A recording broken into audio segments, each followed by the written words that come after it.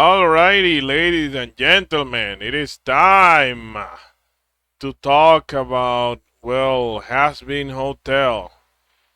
Um, you know, where do I start? It's getting hella predictable.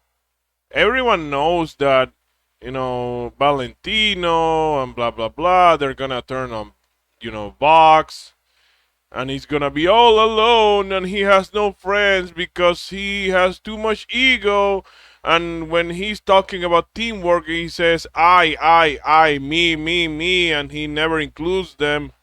And Alastor is exploiting his ego and his weaknesses and blah blah blah blah blah.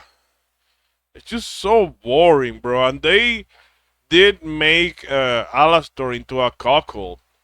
Like, they made him garbage. I still like Alistair. I mean, I think he's entertaining, but a lot of his mystique was suddenly lost when we learned that he's basically Rosie's bitch, and now he's Box's bitch. Like, he's being a slave to two people at the same time. Oh, it's all part of his plan. Well, when it comes to Box, yeah. When it comes to Rosie, no. So that sucks. I don't like Charlie. I think she's annoying. Oh, no, she's annoying.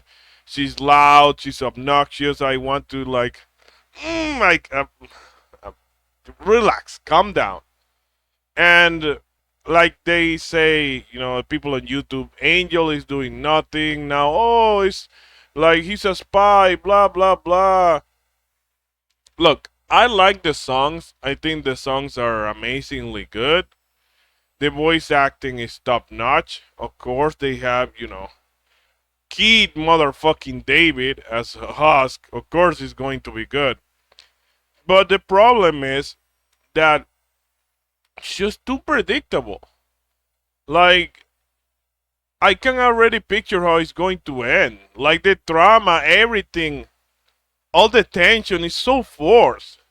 Like, I don't feel like anything is natural. It's too rushed. Everything, the pacing is all over the place. It's just too out of nowhere. Like, they don't even let Box have power or dominate or like have a win when the war starts or nothing. No, no, he's already losing trust and being in bad terms with his companion, with his compadres. And the war hasn't even started, so what's the point? It's just, and I don't know. I honestly, I kind of started to like Box of it, because of the songs, and I don't know, he's just likable. I know he's kind of bland. All the characters, in a way, they are bland, but I don't know. I just like Box. I think he has potential to be something. I see the potential, but of course they're not going to, capitalize on that potential. I I don't know, bro. At this rate, I'm like, okay, surprise me. Okay, do something I'm not expecting. And I'm gonna be like, yep, expected. Yeah, oh, I saw that coming. Yeah. So Husk, he leaves the hotel and then comes back the same day or something, or the next day. It's like, why do you like? It's just that, like, the pacing, bro. The pacing. Slow down. Chill out. How are you going to generate drama when everything gets resolved in like an instant? Like, everything is like it's like Dragon's Lair. It's like the game you're seeing on screen. It's like, oh, super speed. Like, oh, you cannot even understand. Like, oh my god, what's happening? Oh, what? Oh, it's all over the place too fast. Like, you don't get it, right? Even though this is a great interactive game, it's funny. And I love the animation. And also, I do love the animation of Hazbin Hotel. The animation, I love the colors. I do like the character designs. I'm not gonna say, oh, there's no characters that I, like, because that's a lie. There are some characters that I genuinely do like. I used to like Alastor so much because like, he was cocky, he was mysterious, he was charismatic. His voice acting is like super cool. Like for me, oh, but most people thought that. That's a normie opinion. Yeah, but I thought I wasn't like, oh my god, Alistair's the best. But like I was like, okay, he's pretty sick. Now I think like he's not, he's not that guy. You're not him, bro. It's not only because he became like a cuckold. It's because he's not impressive. He's not that smart. He gets triggered easily. He doesn't have so much control over his emotion. He's not that composed. He's random. He's weird. He's like a crybaby sometimes. Oh, you gonna fix my stuff? Fix my stuff, Rosie. Give me back my power. We had a deal. Like, bro, you're being weird. You're being goofy. Like, shh. Don't say a word. You're making it worse. And honestly, the same thing happened with Hell of a Boss, where the characters, everything had potential, but it wasn't that it was rushed, because it kind of was, but it wasn't that. The problem was that Stolas became so unlikable and so random and so inconsistent when it came to his personality. Same with Blitz, and it became like romance drama. And you can have romance, you can have drama in your like cartoon, anime, whatever, but you have to tone it down. If everything's gonna be like, if the main focus of the story is gonna be, oh, I love you, but I don't know if you love me, blah blah blah, then people are not gonna care. I'm sorry, but that's the truth. Sorry, not sorry. Um, then we have this scene, this musical scene with Charlie and Bajin. Yeah, I'm gonna call her Bajin.